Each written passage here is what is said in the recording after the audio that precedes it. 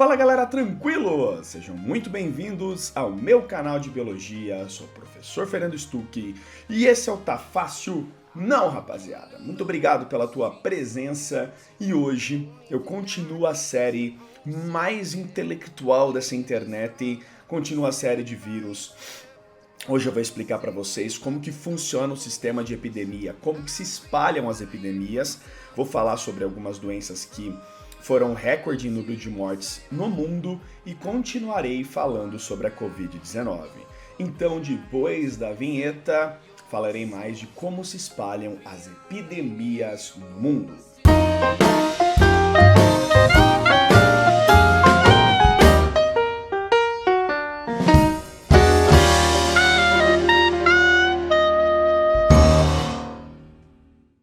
São dois grandes fatores que a gente tem que estudar e entender melhor sobre a respeito de grandes epidemias.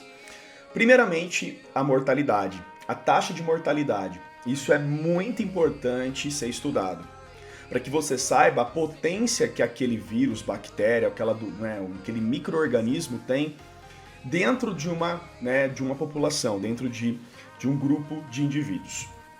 Se você, por exemplo, pegar a gripe espanhola, que foi considerada uma das gripes mais potentes, né? Ela tinha uma taxa de mortalidade que não era alta. Ela variava em ambientes abertos de 1,5% a 3% e ambientes fechados de 5% a 7,5% de mortalidade. Claro que tudo isso era inconstante, porque nós estamos falando de grupos de risco altamente problemáticos. Ex-combatentes de guerra, voltando em navios sujos com outros animais e outras pessoas, com trens lotados, pessoas que vinham, ex-fumantes ou fumantes com outras doenças. Então tudo isso era alterado e lógico que na época tinha falta de informação, as pessoas não sabiam corretamente o que estava acontecendo. Volto a dizer, a Espanha, que foi um país neutro na Primeira Guerra Mundial, foi o único país que começou a estudar mais a doença e avisar sobre essa doença, né? Os outros países nem estavam ligando, inclusive os norte-americanos, onde começou a doença. Então, é bem complexo tudo isso. Então, a taxa de mortalidade é interessante ela ser estudada. A Covid-19 ela tem uma taxa de mortalidade muito variável. Se você pegar, por exemplo, dos 9 anos aos 20 anos, é 0,4%, é praticamente nulo a mortalidade, inclusive até assintomática, e isso é um perigo, que como ela é assintomática, a pessoa tem como se fosse um resfriado, e ela acaba ultrapassando esses fatores para pessoas que são de risco. Por isso que hoje nós estamos em quarentena, as escolas não estão funcionando, os clubes não estão funcionando. Não é o risco do adolescente, por exemplo, ou a criança morrer com a Covid, e sim com os grupos de risco.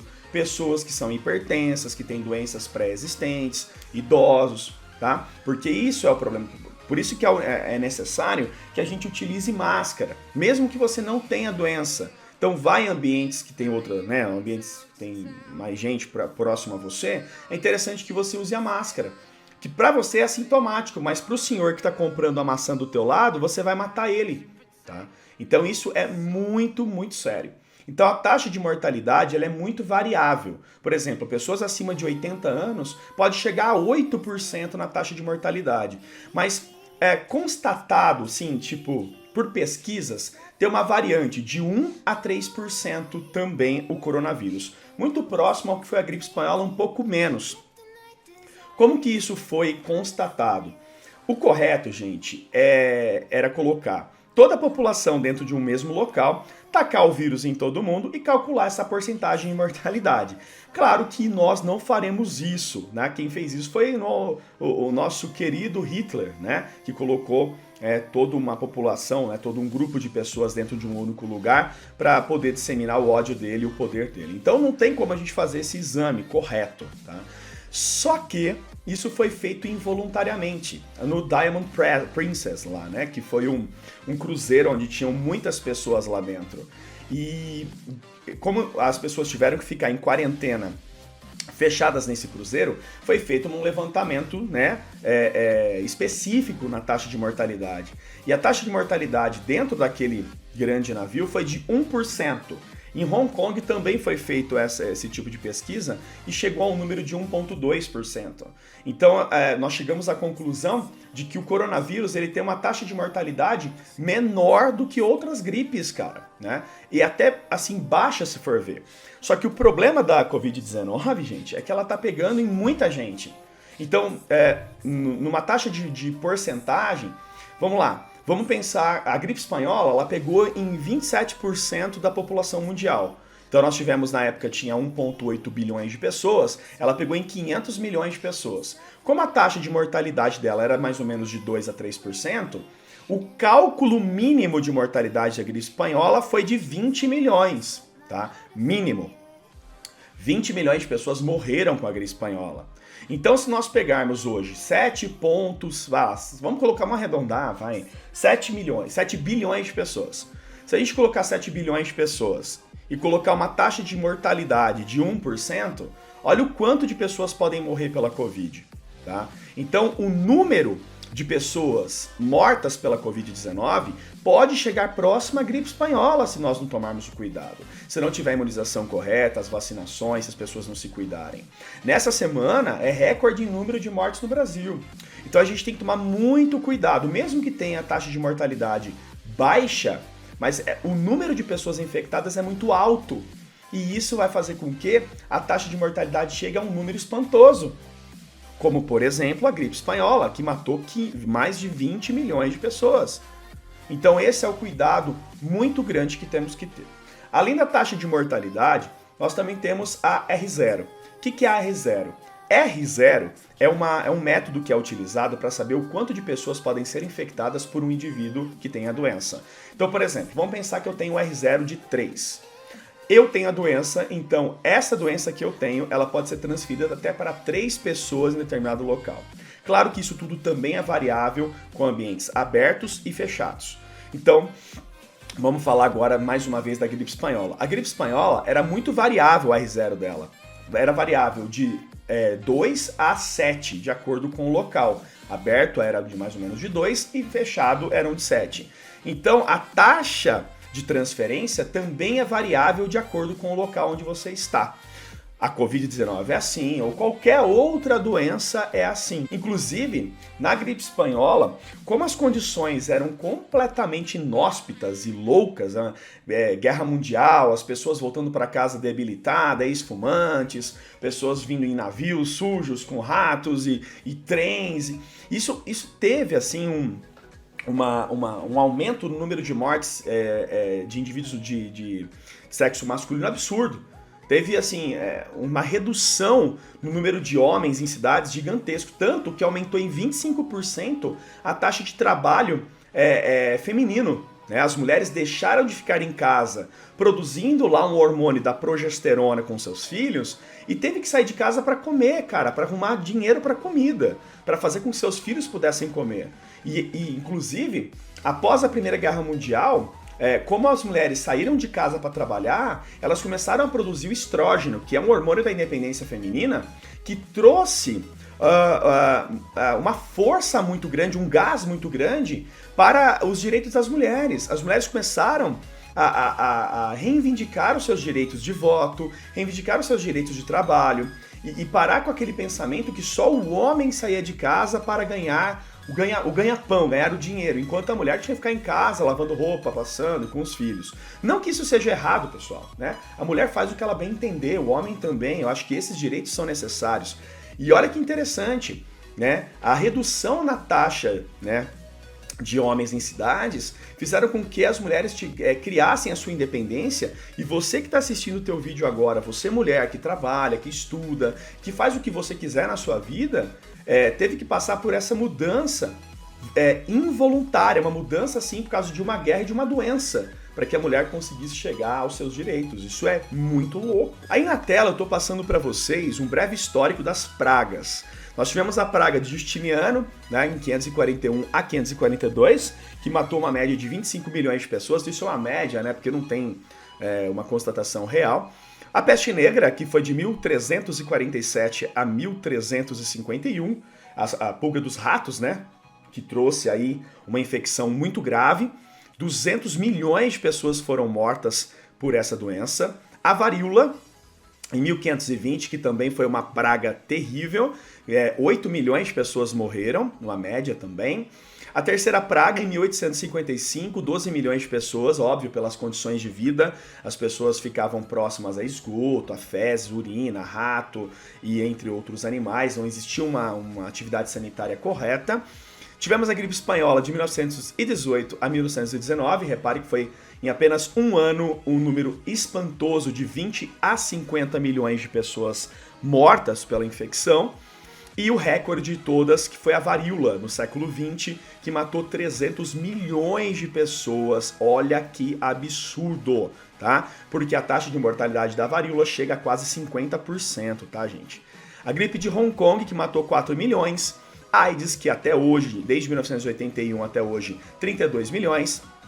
Tivemos o SARS de 2002 e 2003, considerado uma das gripes mais fortes, que matou 774 pessoas. Tivemos a gripe suína, H1N1, de 2009 até 2010, que matou 400 mil pessoas. E tivemos o Ebola, que em 2 anos, de 2014 a 2016, matou 11.310 pessoas. É interessante que vocês entendam como que uma doença ela vai parando, ela vai diminuindo o ciclo dela e os picos, como estão acontecendo, por exemplo, na China já. É claro que quanto mais tempo uma doença fica numa população, mais imune ela vai ficando. Óbvio que as pessoas já pegaram a doença e a imunização vai acontecendo. Até que chega um certo momento que aquela doença já não tem mais efeito, porque a população já criou a imunidade para aquilo que está acontecendo. Claro que isso é necessário com as vacinações, porque a vacina vai agilizar esse processo. É o que nós chamamos de imunização de rebanho. A imunização de rebanho é quando você tem aplicação aguda de vacinação, e isso faz com que tenha uma queda muito rápida no número de casos. Como a gente ainda não tem a vacinação, não está acontecendo a imunização de rebanho. O que está acontecendo é a imunização natural, e isso é mais demorado. Por isso que está tendo tanta demora das quarentenas. Por isso que os países, cidades não estão voltando ao normal. Porque como nós não temos ainda a vacinação, o processo é mais lento. Vamos pegar, por exemplo, a Covid-19, que tem uma taxa de mortalidade variável de 0,4 a 7, de acordo com a idade das pessoas, e uma R0 de 2. Óbvio que a R0 também é variável de acordo com o ambiente onde você está. Mas a R0 da Covid-19, ela não é tão alta, ela é uma média de 2, tá? Como nós temos aqui um processo assintomático, como eu tinha comentado com vocês, para muitas pessoas não vai dar efeito de uma gripe, vai dar efeito de nariz correndo, uma dor de garganta. Isso vai progredindo de uma forma que é inviável para as cidades. Porque como para você é assintomático, você não vai fazer um exame. Você não vai no hospital porque você está com o nariz escorrendo. Só que você está com a Covid-19. E ao transferi-la por um espirro, uma tosse, como ela é variável de 2 a 7 de R0, eu posso transmitir até para 7 pessoas em lugar fechado. Então imagina só, eu estou no supermercado comprando macarrão. Eu dou um espirro, eu não estou com nada, eu estou só com o narizinho escorrendo. Dou um espirro. Eu estou transmitindo para 7 pessoas que estão em volta de mim. E a maior parte dessas pessoas podem ser idosas, grupo de risco. E aí essa pessoa passa para mais 7, que passa para mais 2, que passa mais... E aí vira um efeito corrente. Um efeito onde nenhuma cidade ou país vai dar conta de conseguir paralisar. Que foi o que aconteceu nos Estados Unidos. Os Estados Unidos ele não deu muita importância para a doença no começo, mas agora está assustado, porque o número de pessoas é muito alto de infecção. E quando você tem um clima mais frio, isso piora mais. Porque quando tá frio, além das pessoas terem imunidade mais baixa, você também tem um outro problema, outro fator.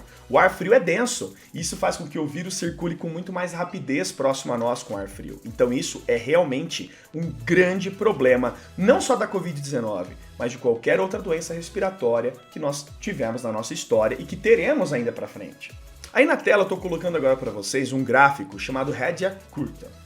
Vocês estão reparando que tem 2 gráficos aí, tem 2 picos. Um pico maior, que vai lá em cima no número de casos, porque ele não teve medida de prevenção correta.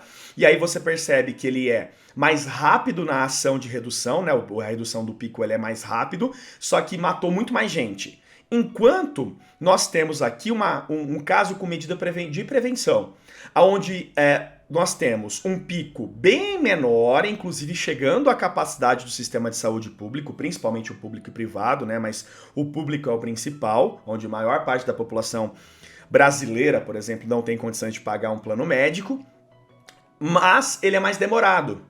Então as pessoas elas se incomodam muito com isso. Ah, tá demorando demais. Claro que está demorando demais, porque nós diminuímos o pico de surto, mas aumentamos o tempo para que ocorra a redução da doença. Nesse momento, pessoal, nós já estamos em redução do pico. Chegamos ao pico e estamos reduzindo. Daqui a pouco tempo, nós estaremos solucionando, pelo menos não total, mas em grande parte, a Covid-19. Eu não estou falando que nós temos que ficar todo mundo em casa, fechado e quebrar a economia do país. Claro, pessoal, nós temos que ter um estudo, né? Temos que ter todo um entendimento para que a economia pelo menos possa ter um ganho para pagar os seus funcionários. Porque não adianta também a gente pensar só na doença, onde as pessoas vão morrer de fome, onde elas não estão ganhando dinheiro, não tem comida em casa, os filhos estão com fome. Então, a educação tem que continuar por EAD de alguma forma. Então, tem que ter um estudo. Mas a quarentena e o sistema de prevenção é necessário para que a doença seja sanada e eliminada com o tempo. Não adianta a gente pensar aqui que tá tudo normal. Não está normal. O gráfico mostrou isso para vocês. Caso você tenha a doença e você seja do grupo de risco e você tenha problemas graves com essa doença, você tem que ir para o hospital, obviamente. No hospital, você vai receber todo o apoio médico, óbvio, o apoio médico que dê para naquele momento, porque muitas redes hospitalares já estão lotadas no Brasil e no mundo. Qual que é o maior problema da Covid-19? Problema respiratório. Então, os equipamentos respiratórios vão ser aplicados. Você vai ter uma hiperventilação pulmonar, tá? Então, para que você possa conseguir respirar. O que mata a Covid-19 é a falta de ar. A pessoa não consegue, né, ter a respiração. O que aconteceu, por exemplo, na Itália? Na Itália, gente, tem muito idoso e muito frio. E lá teve um avanço muito rápido da doença, Itália e Espanha, né? E, infelizmente, os médicos tiveram que escolher os grupos de risco. Quanto mais idoso, deixa de lado e vai para o mais novo. Então, muitos idosos morreram porque não tinham equipamentos necessários para eles conseguirem sobreviver naquele momento. Por isso que na Itália e na Espanha foi recorde o número de mortes no mundo. Aí na tela agora eu estou colocando para vocês quem pega e quem morre, né? Ou seja, um gráfico no número de porcentagem de mortalidade das doenças mais severas do mundo. A gripe aviária, como vocês estão percebendo, 60%, pessoal. Gravíssima essa virulência, muito grave essa gripe. Ebola, 50%. MERS, 35%, que foi também um tipo de coronavírus que aconteceu no Oriente Médio. A varíola, 30%. A gripe, 0,1%. A SARS, 9,6%. Gripe espanhola, 2,5%. E o novo coronavírus, uma média de 1%, rapaziada. 1% que foi considerado aí, né, que foi constatado. Poliomielite 2%, catapora 0,5%, sarampo 0,2%. Que fique claro, tá, pessoal, que o número de 1% ele é variável e ele é incerto. A gente ainda não sabe corretamente este número, tá? E o R0 também é provavelmente uma média de 2 a 3, né? O número de R0. Então a gente ainda não tem os valores oficiais corretos da doença. Mas uma coisa é fato, a taxa de mortalidade dele é abaixo da gripe espanhola. Isso a gente já sabe. Bom, rapaziada, eu espero que vocês tenham gostado desse vídeo. Deu um trabalhão poder gravar ele pra vocês. Para poder fazer esse vídeo eu tenho que fazer um roteiro, eu tenho que estudar, eu tenho que, né, tomar cuidado com as informações, eu tenho que ir atrás dos gráficos, eu tenho que ir atrás de um material. Então a única coisa que eu peço para vocês é compartilhar, espalhe esse vídeo e todos os vídeos anteriores de vírus da playlist. A playlist está completa, coloquei aí no cardzinho aí em cima para vocês a playlist completa. Nos comentários estão todas as minhas mídias sociais, Instagram, Twitter. Então se você gosta do meu conteúdo, deixa teu like, compartilha, comenta, me ajuda, rapaziada. Os meus vídeos estão com baixas assim visualizações. Eu assim tô tentando fazer o máximo que eu posso para levar um conteúdo de qualidade para vocês, tá bom? Muito obrigado e até o nosso próximo vídeo. Obrigado, valeu, tchau.